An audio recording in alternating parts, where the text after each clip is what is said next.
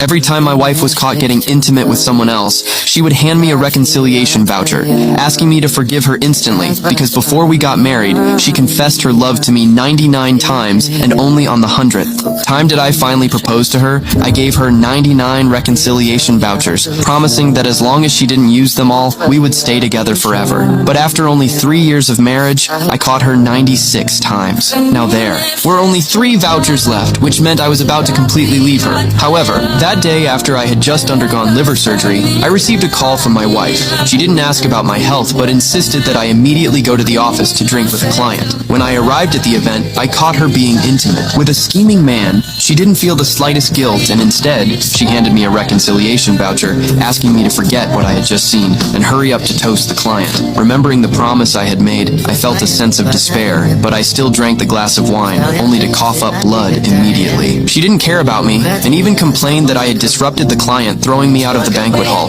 I had no choice but to wait for her in the car, but when the event ended, I saw in the rearview mirror she was again in the arms of the scheming man. I could no longer stand it, so I got out of the car to interrupt them, but she turned it around, blaming me for secretly hiding in the car. Hearing those words, I felt my heart completely shatter. Then she received a call saying the scheming man had passed out from drunkenness. She immediately decided to leave, but turned back to pretend to care about me, saying she was just checking on a younger subordinate and that it was no big deal. She'd just use one more reconciliation voucher. I looked at her calmly and said, since she had decided to use the reconciliation voucher, I would never be angry with her. She immediately smiled and left. Little did she know, after tonight she would only have one reconciliation voucher left at this moment. At this, my heart was completely devoid of attachment. I immediately wrote up the divorce agreement and just waited for her to use up the last chance. When she came home, she put a bag on the table. When I saw it was from my favorite cake shop, I thought she still cared about me, and a moment of comfort flashed through my mind.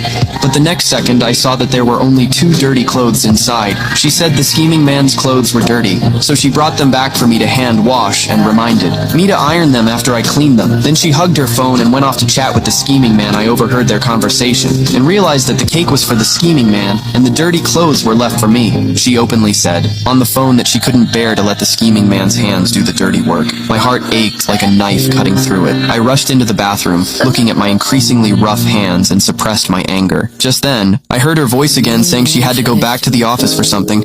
I immediately asked her if she didn't come back tonight, could I use one of the reconciliation vouchers. She didn't realize this was her last chance, and immediately agreed, saying she would definitely be home before 12 and wouldn't need the reconciliation voucher. She even planned to kiss me, but I turned my head and avoided it. She was a little surprised, and just as her phone rang again, she stopped asking questions and immediately turned to leave. The clock showed 9 p.m. only